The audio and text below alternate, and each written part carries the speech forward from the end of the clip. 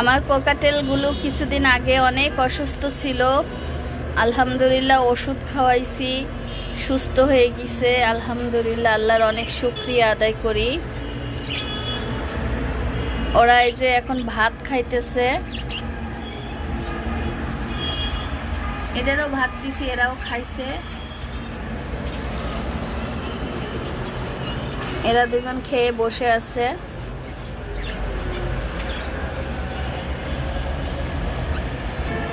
ওরা ভাত খুব পছন্দ করে, সেটা আমি জানতাম না, পরে জানতে পেরে ভাত প্রতিদিন না দিলেও আমি অবশ্যই মানে 2-3 বার দিই, একবেলাই দিই। এই একবেলা খাইলেই ওরা দ্বিতীয়বার আর খাইতে চায় না।